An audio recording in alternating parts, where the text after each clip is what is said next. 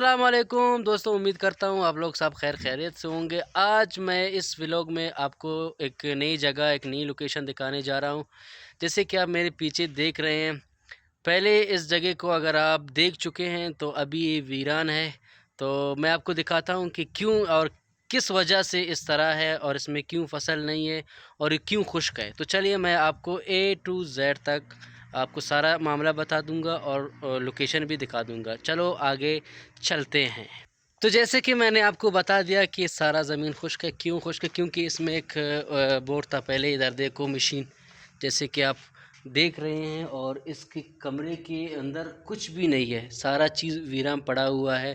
تو اس وجہ سے سارا معاملہ بگڑ گیا ہے۔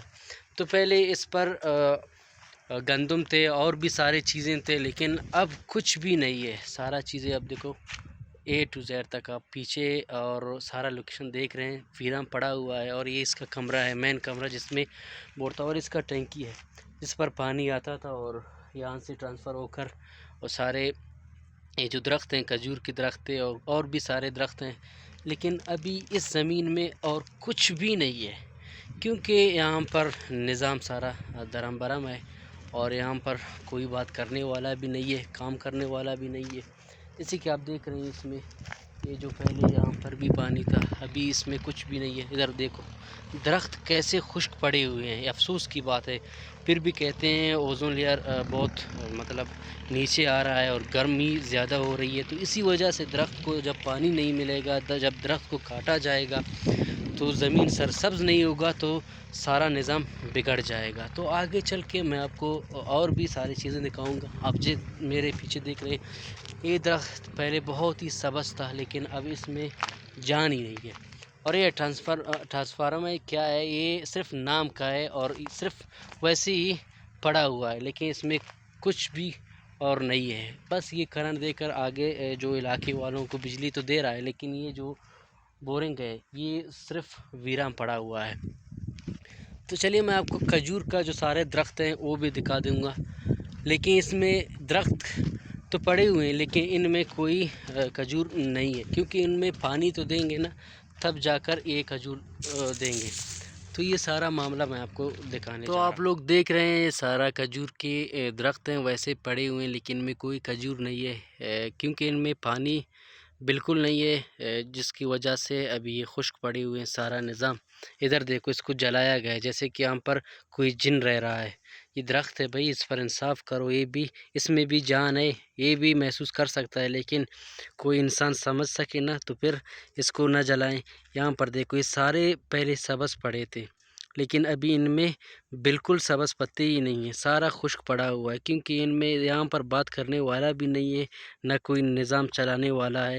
تو اس لیے سارا چیزیں ویسے ویران پڑا ہوا ہے، جیسے کہ کوئی ویران جگہ، کوئی پہاڑ میں، اور وہاں پر کوئی پانی کا نظام نہیں۔ لیکن حالانکہ یہاں پر اگر کوئی بور لگایا جائیں تو فرسٹ کلاس پانی آتا تھا، اور اب بھی آئے گا اگر کوئی ان پر لگا لیں، لیکن بس ان کو ایک چھوٹا سا بہانہ چاہیے کام نہ کرنے کا، کیونکہ یہاں پر ادھر دیکھو، یہ بھی یہ جو کتا ہے جو کہ بھاگ رہا ہے، یہ بھی بیزار ہے کہ میں کیوں یہاں پر آ گیا، کیونکہ یہاں پر کچھ بھی نہیں ہے۔ وہاں پر دیکھو دو ویسے بیٹھے ہوئے ہیں، جیسے کہ ان کو کچھ دوستوں آپ لوگوں نے دیکھا کہ میں نے سارا نظارہ اور سارا چیزیں اور ان کا سارا جو کچھ تھا میں نے آپ کو دکھا دیا اور بتا بھی دیا، لیکن میں یہ کہنا چاہتا ہوں کہ بھائی یہاں پر سیر و تفریح ہو جاتا، اور جو شہر کے لوگ ہیں یہاں پر آ کے بیٹھ کے مزہ کرتے، لیکن مزہ کے علاوہ اس کے